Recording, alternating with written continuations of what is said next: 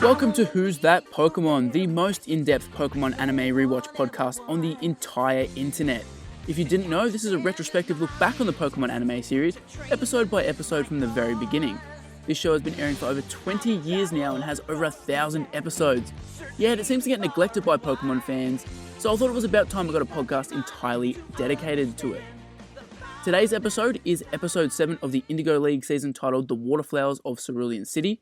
The Japanese title for this episode is identical except for Waterflowers and Cerulean City being their respective Japanese counterparts. This episode first aired on May 13, 1997 in Japan and in the United States on September 16, 1998. On this day in Pokemon history for the Japanese air date, there's nothing of note. However, on this day in Pokemon history for the American air date, today is Solana's birthday. She was one of the playable characters in Pokemon Ranger and made appearances throughout Hoenn and Sinnoh. Apparently, this birth date was actually revealed in the W Mission Story Pokemon Ranger comic, so I'm going to have to take Bulbapedia's word for this. I can't say that I've read this comic, and I can't say that it doesn't seem like something that has been very widely read, so I'll just have to take their word for it. On a more significant note, Pokemon Emerald was released in Japan in 2004, which was, I would say, after a lot of fans didn't like Ruby and Sapphire. I think a lot of it was just because they were so attached to, the original seasons of the show and the original games and sort of that whole Kanto Johto location. They were a bit shocked when the show and the whole franchise, I should say, moved away from that sort of continent. But I think Emerald and the sort of quality of life improvements that it brought, the whole battle frontier, I think that did a lot to win back a lot of goodwill with a lot of fans who sort of threw a bit of a tantrum in the leap from Generation 2 to Generation 3. The screenplay for this episode was written by Yukiyoshi Ohashi. This is Ohashi's first writing credit on the Pokemon series. He wrote for the Pokemon series up until 2015, if IMDb is to be believed. However, don't quote me on this. Pokemon production notes are pretty hard to kind of come by, unfortunately. So yeah, there's a lot of misinformation out there. So as far as I can tell, he wrote until 2015, but he could still be writing on it for all I know. Some of his writing credits on the show include the Pikachu's Winter Vacation short, and the Pikachu short in 2007. He also wrote for Yu Yu Hakusho and Berserk, so quite a nice little resume for someone to have there, especially like Yu Yu Hakusho and Berserk are two pretty beloved anime series that actually get held in pretty high regard compared to Pokemon, which most anime fans would probably think, it's popular, but it's not actually really quality. There's actually a couple bits of trivia about Ohashi. Every single time the Magikarp salesman has been featured in a major role, i.e. hasn't just randomly appeared in the background of an episode or in an extremely minor role, even for a minor character, every time it's been an episode written by Ohashi. So clearly Ohashi loves the Magikarp salesman and tries to, feature him whenever he can. And my second piece of trivia is, with Ohashi's debut, we've seen an episode from every writer of the first dub season, aka essentially the first 52 or so episodes, except for one.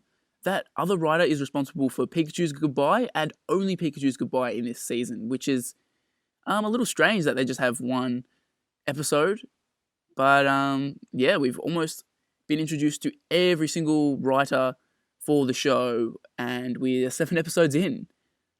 We've also got our debuts here for this episode.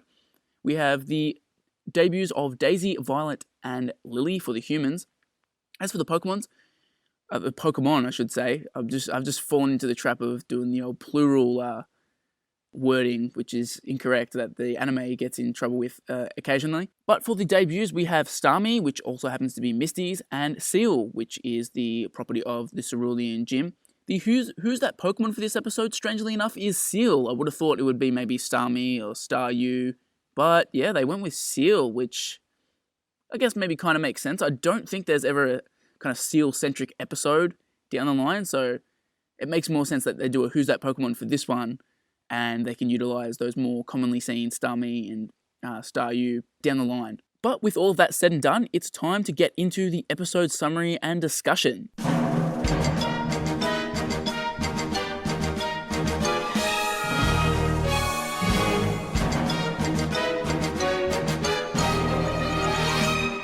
So we have yet another recap to kick off an episode here. This time it shows Ash catching a Pokemon, him beating Brock for the Pewter City Gym Badge. Then we get Brock joining the gang and a few select moments from Clefairy and the Moonstone, which was the last episode. We also have an error here right off the bat. When the recap of the last episode is shown, in the dub, the sign that is shown that has Gary's graffiti on it is actually shown to be written in Japanese. So they edited this out in the original airing of Clefairy and the Moonstone, but they got the recap in this episode, and I guess they just forgot about it. It's shown very briefly, so it's probably something easy to overlook. But into the actual episode, excited about winning his Boulder Badge, Ash travels quickly towards Cerulean City to battle for his Cascade Badge. For some reason, however, Misty is hesitant and unsuccessfully tries to convince the others to go to Vermilion City instead. She leaves Ash and Brock as they enter the city. We then see Team Rocket breaking into a building and stealing a large machine.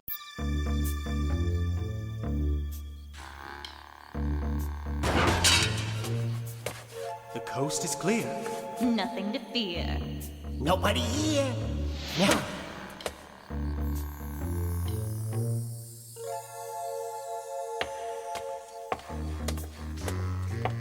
Well, looks like we found it. Just what we need to get just what we want. Here, they kind of have a back and forth, Ash and Brock, where Gary gets brought up, and Brock kind of talks like he knows Gary here, which I thought was a little bit weird. It's just kind of the way that they make Brock speak here.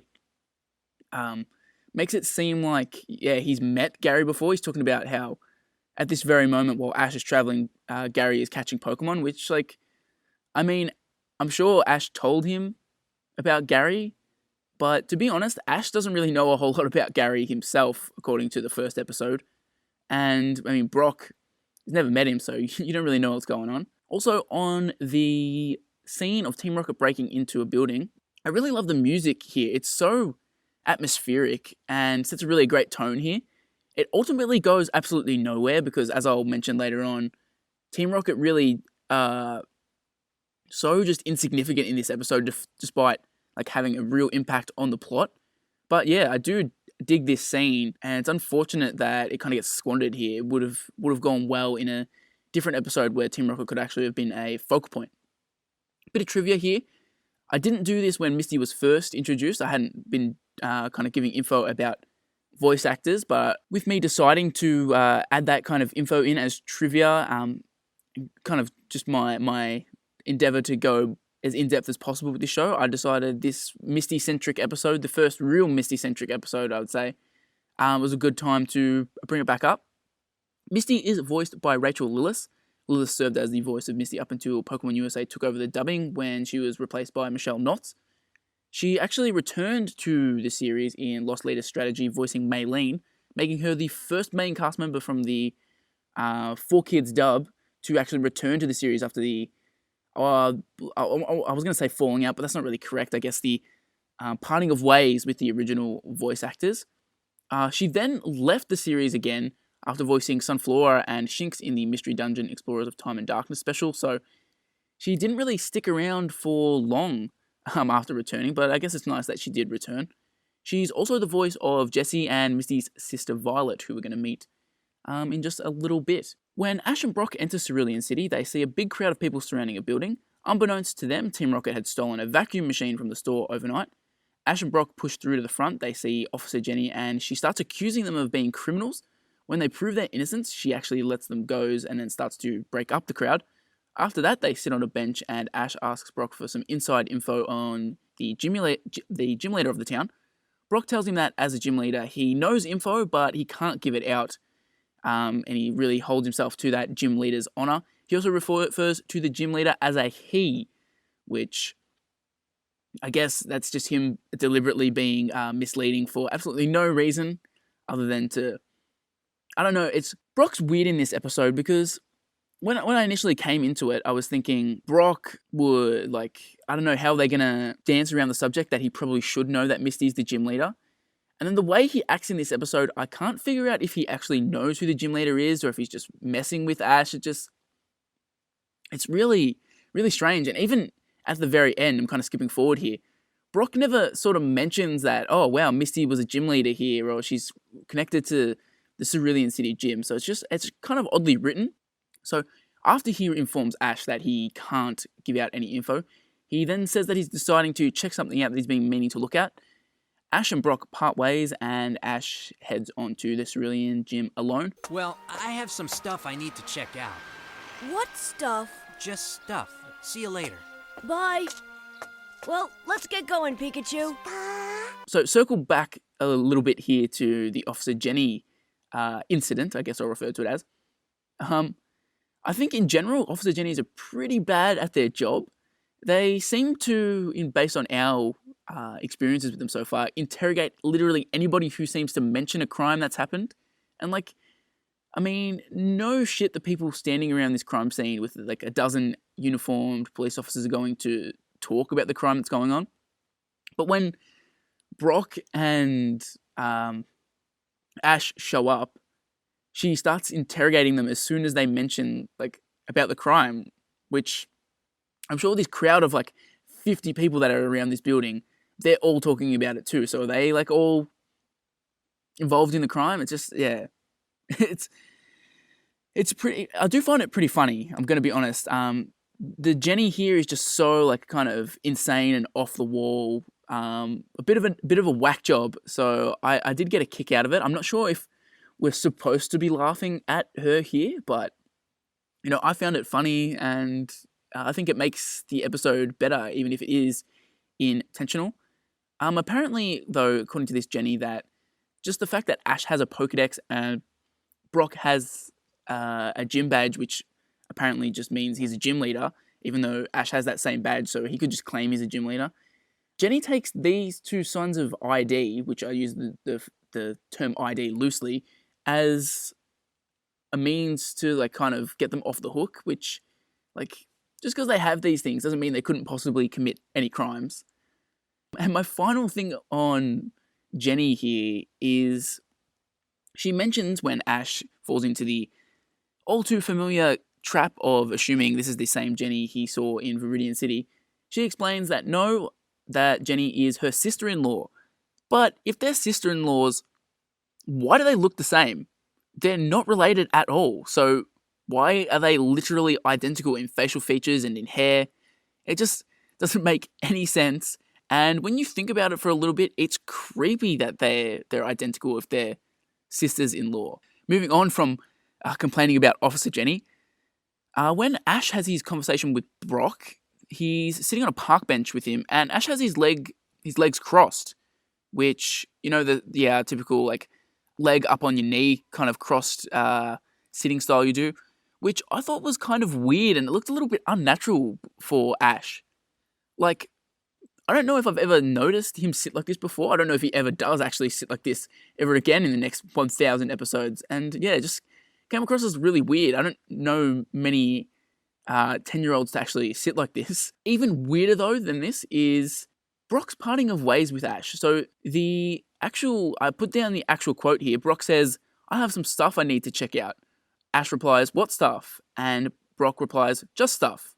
And he says it really kind of defensively and shiftily, which, I don't know, it's so extremely bizarre. The early episodes of this show are filled with so many bizarre things, and this kind of like takes the cake. It's just, I don't have many words for it. I've just always found it so bizarre that he just decided, like, you know, peace out. I'm going to check out for half of this episode. There's no logical explanation or reasoning for it as far as I know. Going into this episode, remembering that he does leave, I was like, oh, maybe it's part of him, like, not wanting to give away that Misty is the gym leader or something, or, like, to explain something with the gym leader, having him not there would, like, fix a plot hole, but it really doesn't. He just disappears for no apparent reason. I mean, if you do know the reason why Brock just bounces for this episode, please let me know in the comments of the YouTube video for this episode because, yeah, it's always confounded me. A couple pieces of trivia on Brock, though. This episode begins the gag where Brock becomes immediately infatuated by almost every girl he sees because he asks Officer Jenny out, and consequently, this episode is also the first episode where Brock is turned down by a girl, as he is turned down by Officer Jenny, although it's not one of the more harsher turning downs. She kind of just says she's going to be working out late past his bedtime, which, I mean, it's not exactly a sick burn. I guess it maybe is making a comment on the fact that Brock's not supposed to even be an adult, even though he kind of comes off as an adult in the show. So, yeah, it's not the worst burn, but still a little bit of a hit to Brock's ego. When Ash reaches the Cerulean Gym, he finds three sisters performing a synchronized swimming show for a lively crowd. Ash meets the girls backstage, finds out that they are the gym leaders, and challenges them to a battle. The girls, Lily, Daisy, and Violet, explain that their Pokemon are too tired to battle from matches against three other trainers from Pallet Town. Lily shows Ash the trio's final Pokemon, a Goldeen. Daisy then claps her hand and a seal with the badge in its mouth appears, whereupon she offers Ash the Cascade Badge without having an actual proper gym battle. Misty, who had been spying on the entire scene, intervenes and challenges Ash to a battle. As it turns out, Misty is herself a Cerulean Gym leader as well, and also the youngest of the Sensational sisters, although they deny that, and they call her a runt and say that there's only 3 Sensational sisters. Hold it right there! Misty? Yeah! All right, Daisy. If you don't want to battle him, I will. So here, there's a dub change before I get into kind of talking about this scene. There's a dub change on the sign for the Cerulean Gym. It's altered to say Cerulean Gym, much like the Pewter Gym was altered to have the English name rather than the Japanese name. So I wanted to ask about the synchronized swimming show that they put on. Are they putting these shows on for free, or like what's the go here? Because this is a gym and Ash just wanders in there. It doesn't seem like you would have to pay or anything. So I guess the Sensational sisters are just like putting on shows out of the goodness of their heart. They really just, I guess they just really love performing, which is quite admirable. They're putting on shows that clearly have taken a lot of time and effort to rehearse. And I mean, they've probably sunk a fair bit of money into it. So good on them for just doing it out of the goodness of their heart. So when Ash is having a conversation with Lily, Daisy, and Violet backstage, in the middle of it, they kind of just cut to where they have the gym battles in like the middle of a conversation, and they just pick up their conversation where they left off, which it's so weird that this happens because like there's no real reason for them to have changed location. They could have just kept having this conversation backstage. So yeah, it's just really bizarre. You don't even see them like walking out there or anything. There's no kind of smooth transition. Similarly, I also thought it was weird that they're talking about the Pallet Town trainers, which again, this is our most recent shout out to the mysterious Pallet Town trainers that aren't Gary and Ash. They mention how the Pallet trainers had beaten them pretty good and they have sent all their Pokemon to the Pokemon Center. However, they do have a Goldeen and they talk about it being like not good enough to battle, which I'm not sure why, but I guess, yeah, they only have one Pokemon left, so it's not really a good time for them to battle. Like one Pokemon really, yeah, you know, I mean, Brock did it. But actually, did Brock? I'm starting to question now. I think Brock might have actually used his Geodude. I don't know. I'm questioning that now. I only just watched that episode recently. But yeah, like one, I can see why they were like, yeah, you know, one Pokemon. We need a bit more than that. However, immediately after they say we only have a Goldeen left to battle with, they summon a seal that they've trained to give out badges on command. Apparently, so they have 2 Pokemon that they could use, which. When Ash has his battle with Misty, she says it's going to be 2-on-2. They literally could have battled him, but they just chose not to for some reason. So I'm going to hand out a little bit of trivia on Lily and Daisy's voice actresses here. Lily is voiced by Megan Hollingshead. Hollingshead worked on the Pokemon series through the 6th season before moving on, and she voiced notable characters such as Cassidy, Nurse Joy, Whitney, Claire. So she was used quite a bit for the female gym leaders. And she also had starring roles in Pokemon Heroes and Jirachi Wishmaker as Annie and Diane respectively, which are pretty significant roles. So she did quite a bit of notable work. She was also Susie, who was the lady that Brock would kind of borrow Vulpix off of in her second appearance, though, so the time that she gets Vulpix back off Brock. Fans of the show Yu-Gi-Oh! Might also recognize her as My Valentine. Daisy is voiced by Lisa Ortiz. Ortiz worked on the series until the voice actor split happened between, Pokemon USA and the original voice actors. She would later return for the Sinnoh episode Hungry for the Good Life. In the 19th season of the show, she took over as the voice director of the dub from Teresa Bucheister. I'm butchering that surname, I know, who was serving in that role from just 2015 to 2016. Ortiz also voiced a lot of gym leaders such as Sabrina and Flannery, while also having movie roles as Lisa, Oakley, and Rebecca. So Ortiz and Hollingshead, pretty similar kind of careers working for Pokemon, both voicing one of the Sensational sisters and then being featured as gym leaders and then in the movies pretty prominently as well. Outside of Pokemon, she also voiced Serenity Wheeler in Yu-Gi-Oh!, Amy Rose in Sonic X, and Tony Chopper in One Piece. Outside of the voice actors, though, I've got a bit of trivia about the Sensational sisters that, people might dispute its canonicity, but it's definitely something not a lot of people know. I did mention Pocket Monsters the animation last episode for their weird kind of backstory that they gave to Brock and his family. Well, the weird backstories don't end there because it's applied to the Misty family. It's mentioned that Lily, Daisy, and Violet's natural hair colors are actually black, and that their pink, blonde, and blue hair were wigs that they wore during their shows. The same source also reveals that they were orphaned at a young age due to their parents abandoning them thanks to the harsh regulations of being a gym leader. So, very, very, very similar to Brock's dad abandoning them, which, very lazy from whoever was writing Pocket Monsters the animation to kind of just reuse that trope. And I give him credit. They're just going balls to the wall with this, just adding in their own stuff. And I guess maybe they signed off on it. Bulbapedia seems to take it as canon for some reason. So yeah, I don't really take it as canon, but it's just interesting to see this kind of weird backstory that's being given to some of the sort of periphery characters. I did find it funny in this scene here, Ash, when offered the chance to just be given the badge, says, "I'd rather earn my badges," which is just so hilarious knowing how the rest of Kanto is going to turn out. But speaking of giving away badges, so during this episode, the Cerulean Gym obviously offers Ash a Cascade Badge without a fight, and this is the first time that this is shown from the Cerulean Gym, but it won't be the last because Jimmy would challenge the Cerulean Gym in Judgment Day, and instead of a battle, his badge was awarded by Daisy for cleaning the pool, and the sisters actually imply that situations like this were pretty common when the gym was under their leadership in Gotta Catch You Later.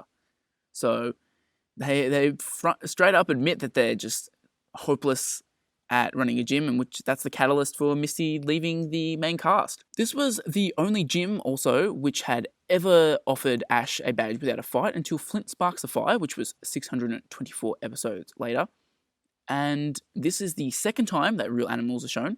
Fish are shown swimming behind the glass when Ash walks into the kind of aquarium part that's backstage when he's having a chat to the Sensational sisters.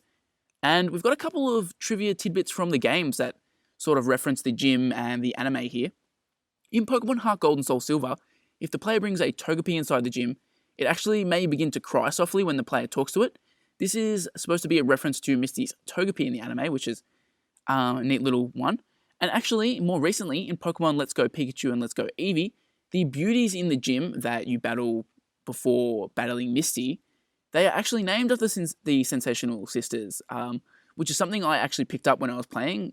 I saw that they were named Lily, Violet, and Daisy, which I really dug. That was a cool addition. I have my criticisms of Let's Go, but I did enjoy that they added in that little nod to the anime. After Misty argues with her sisters, she challenges Ash to an official Cerulean Gym battle, 2 Pokemon per side, as I mentioned earlier. Ash tries to send out Pikachu, but Pikachu actually refuses to go into battle because he considers Misty a friend. Instead, Ash sends out Butterfree to battle Misty's Staryu. Ash hits Staryu with a tackle, and Staryu replies with several water guns.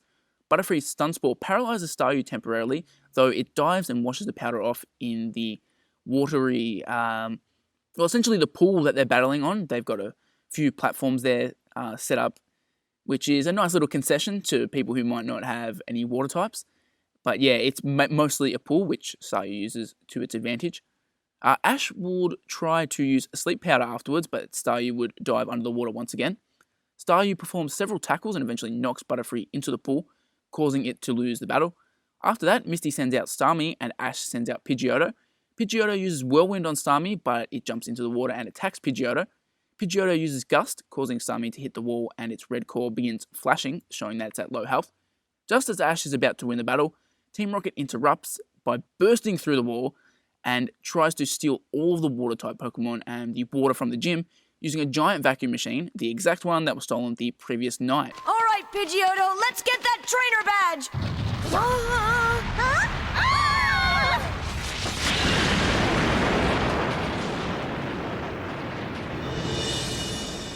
Check out that hair. Like, who invited the party crashers? Sorry to break in on you, lady. Right off the bat, I have to say, this battle between Misty and Ash is so much better than I remembered it being. I didn't remember myself enjoying it a whole lot. I've seen this episode probably like half a dozen times at the very least.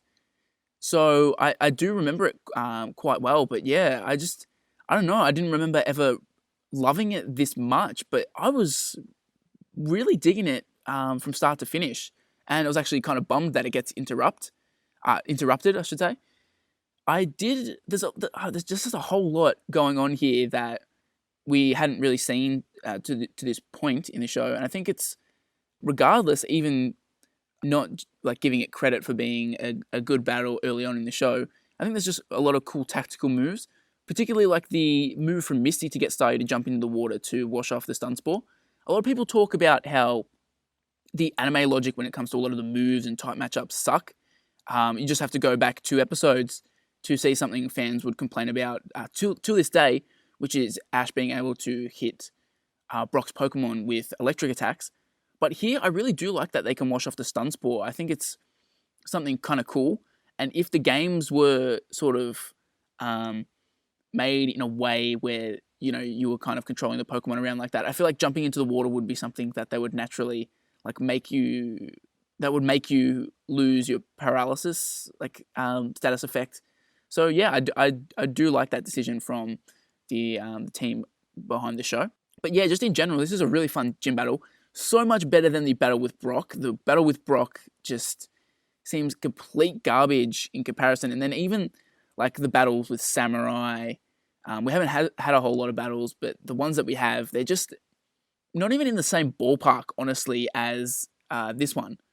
And I do have to give a special little shout out because I have just always loved that the gem blinks when Staryu or Starmie suffers damage.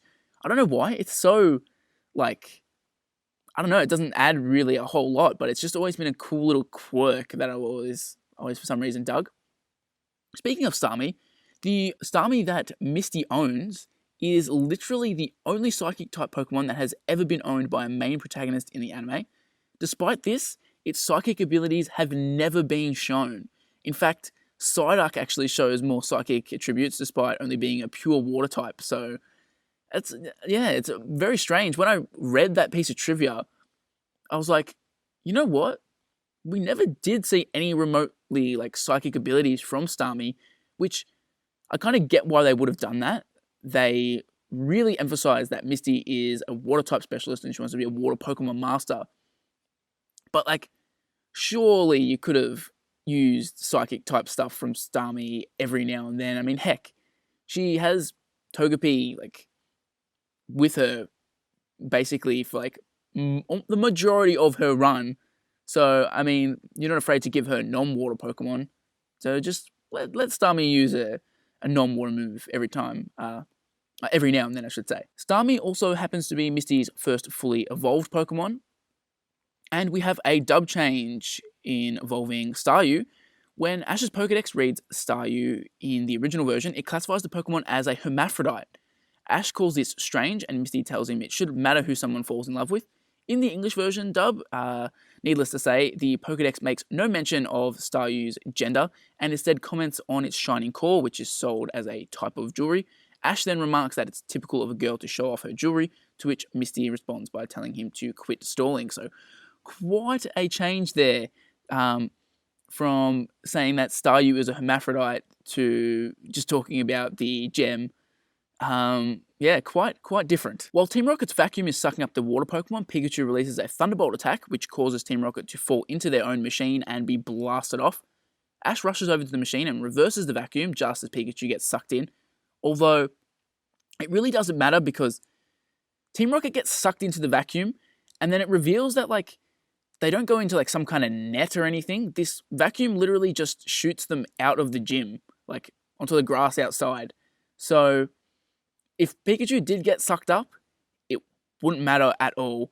Also, Seal, I'm pretty sure Seal actually legitimately gets sucked up, which it doesn't fly away or anything. It just comes back, which, I don't know, a little bit of a mistake there, I guess, now that I'm thinking, actually thinking it through. So, after Team Rocket is gone, Daisy gives Ash the Cascade Badge in recognition of Pikachu's efforts. Misty tries to argue, but her sisters convince her that if Ash had used Pikachu, he would have easily beaten her Water-type Pokemon. Misty agrees with her sisters and claims that when she comes back from her journey with Ash, she'll be a great trainer. Brock then meets Ash outside of the gym.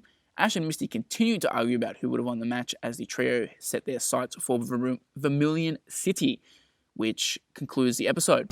You're not leaving without me! Misty, you're not gonna be a sore loser, are you? I didn't lose anything, it was a draw! Well, I'm the one who got the badge. What? You know you lost with Butterfree! That was just round one. I made a great comeback. If Team Rocket hadn't busted in, I would have destroyed you! You're lucky they showed up. You were about to lose. Lose? I was just getting started! Oh, yeah? Oh, yeah! Oh, brother.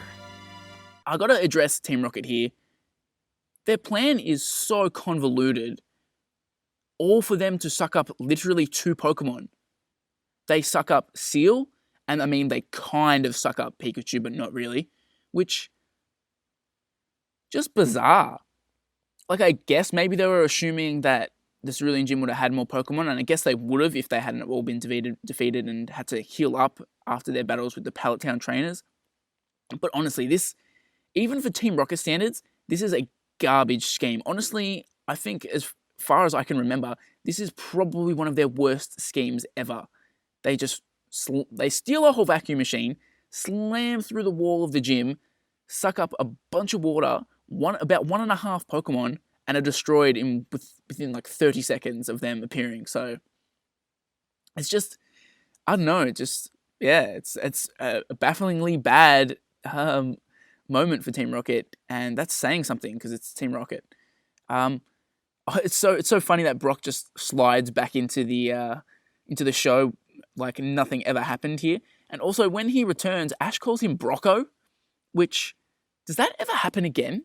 I don't ever remember him calling Brock Brocco, which, like, all right, Ash, I guess maybe they were going to try and shoehorn that in as a nickname and then quickly abandon that. And also, when they're leaving here, Brock is really eager for them to leave, like, ASAP. Like, as soon as he shows up, he's like, cool, you won the badge, let's go. And it's like, what's up? What suspicious and nefarious stuff were you doing in Cerulean City, Brock? Who did you kill? It's just, were they supposed to be making him seem shifty? I desperately need to know what was going on with this. I don't know, maybe one day I'll track down someone who wrote for the dubbing team and get to the bottom of what they actually meant by what they were implying, because I mean, obviously Japan has their own reasons, I guess, probably for why he left here, but I want to know what the dubbers thought was going on, because the direction they give to Eric Stewart, they make it seem so dodgy. Speaking of Eric Stewart, this is actually Ted Lewis's last full episode of voicing James. He will be replaced by Eric Stewart towards the end of the next episode. So Eric Stewart's about to come into the second of his very iconic roles. But yeah, that does us for the episode. Now for my thoughts on the quality of the waterflowers of Cerulean City. I have to say, I really, really, really like this episode. Honestly, I think it's the best episode of the series so far. It's just so damn funny from start to finish. And You also have the Ash and Misty gym battle, which is really good. It's definitely the best battle the show has showcased so far. And they actually managed to make some of the pretty basic stuff that's happening here. It's not a super complex battle that you would even see like in the Pokemon League, let alone stuff that you're going to see when it comes to the X and Y seasons, which are known for their incredible animation and battles. This is extremely basic in comparison, but I think they keep it interesting the whole way through with the little tactical quirks like Misty utilizing the water to wash off the stun spore and to hide from Ash's attacks. And as I mentioned, the humor is just so damn good here. I was legitimately laughing out loud at some of the jokes rather than usually when I'm watching throughout the first 6 episodes I would have a little chuckle here and there, but very rarely would it be like a genuine out loud laugh.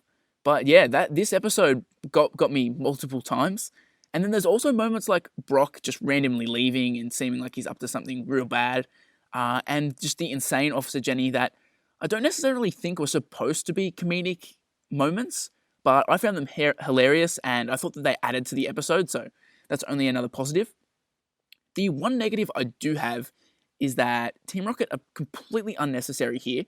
Their plan is awful and they're dispatched in no time, so they don't ever really bring anything to the episode, especially how mysteriously the episode starts with them breaking in and stealing the machine and then spending all that time with Officer Jenny just for it to really fizzle out and to be absolutely just nothing. Like, it's just a minor nuisance to Ash. Like I said, they're there for about 30 seconds once they actually break into the gym. I might be underrepresenting it there. It might be about a minute and a half.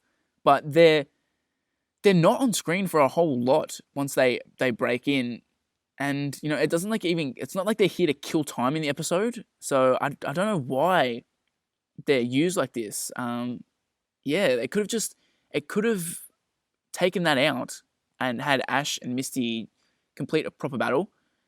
I think maybe they didn't want Misty losing cleanly to Ash 7 episodes in. They wanted to save it. But we never really get a big Ash and Misty battle moment. They battle... I think their first battle is when they battle each other to see who gets to keep Totodile. And then they battle each other in the World Cup, I believe, from memory. But neither of those are really... I don't think they're made out to be that big of a deal. I think, like, the Totodile battle is more about, like, who gets Totodile. It's not really about, like, beating one another, if that makes sense. The World Cup, I think it does have a little bit more weight to it between them. But yeah, like, that's so far away. They obviously, I don't know, they didn't have any huge plan for Misty and Ash having some climatic battle. So I think it would have been fine to have Ash win here, especially because, I don't know, Misty's never really built up to be like an amazing trainer. I feel like Ash is built up to be a better trainer than her, even though she had gym leader status. Either way, I thoroughly enjoyed this one, and yeah, I'd place it as the best episode so far. So the recap of major events that happened in this episode: Ash and his friends arrive in Cerulean City. Ash meets Daisy, Violet, and Lily, the Cerulean gym leaders, for the first time. Ash finds out that Gary and the other 2 Pallet Town trainers have already defeated the Cerulean Gym. Ash learns that Misty is also one of Cerulean City's gym leaders and that Daisy, Violet, and Lily are her sisters. Ash and Misty battle each other for the first time. Misty's Staryu is revealed to know Tackle. Misty is revealed to own a Starmie. Ash's Butterfree is revealed to know Stun Spore. Ash's Pidgeotto is revealed to know Wing Attack. Ash and Misty's gym battle ends in a no contest due to the interruption by Team Rocket. And Ash gets the Cascade Badge from Misty's sisters for protecting the gym from Team Rocket. A lot happening here of note. And obviously, as you would have heard in the recap there, this battle ended in a no contest, which means Ash's win-loss record still stands at 0 wins and 1 loss. He has 2 gym badges despite having 1 completed battle, and that was a loss. He hasn't won a single battle a proper battle on screen yet, and he's got 2 badges. It's just incredible, and it goes to show why, when it comes to the Pokemon League, Ash just absolutely falls to pieces. But before we completely move on here, I still have a couple of pieces of trivia about this episode. This episode is tied for the shortest time ever between 2 episodes where Ash has obtained a badge, having earned his previous badge only 2 episodes earlier. The next time this happens is between Haunter vs. Kadabra and Pokemon Sensation. So they really clustered some of these gym badges together in Kanto, and it's never been done before, done since then. So yeah, it was some weird pacing at times in the Indigo League, but I guess that's to be expected when this is their, the first region. It's obviously going to shake out a little differently once they kind of understand what they're doing later on in later regions. And this is also the first gym where Ash doesn't use a starter Pokemon. The second time wouldn't occur until a Fairy-type Trickery 866 episodes later, which is just absolutely incredible. Obviously, they're counting Pikachu as a starter Pokemon in this, which, dubious, very dubious, but I'll let it go because, you do start with Pikachu in Pokemon Yellow, and let's go Pikachu. If you did say that that's not an actual starter Pokemon and you're just referring to the 3 regional starters that you have, I would say that would be a lot more, but they're counting it like that, so I guess I'll leave it at that. But yeah, there's no other additional errors or dub changes. This episode was pretty good in terms of accuracy. There's really one error of note here, and just a couple of dub changes. So pretty faithful episode all in all. But with that said, it's time for our Pokemail.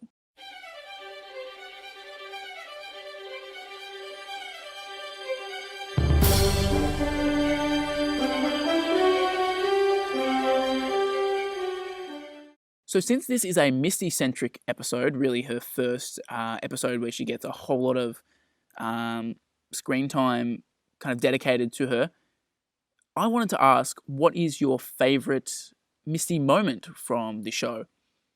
And I'm going to go for a pretty cliche one, but it's got to be her kind of departing from the cast. It just, especially now knowing that it's literally it's the end of her journey on the main cast, whereas Brock comes back, so when you watch it now, you're like, oh, it's fine. There's still literally 2 whole regions where you're going to pop up. Instead, for Misty, you're watching it going, damn, this is literally the end of the line for the Misty, and it is quite an emotional moment. I think that's my favourite. But what is your favourite? Jump over to the YouTube version of this episode, the YouTube video, and leave a comment below and let me know what your favourite Misty moment is. But that's all for this episode. Thanks for listening to Who's That Pokemon. I really hope you enjoyed the show. If you're not subscribed to the podcast, you can find us on Apple Podcasts, Spotify, Stitcher, YouTube obviously, and basically any podcast service except Google Play.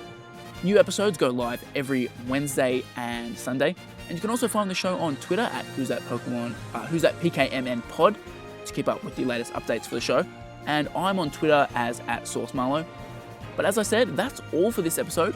I really hope you join me again next time as I take a look back at the path to the Pokemon League, which is basically the first true filler episode of this show.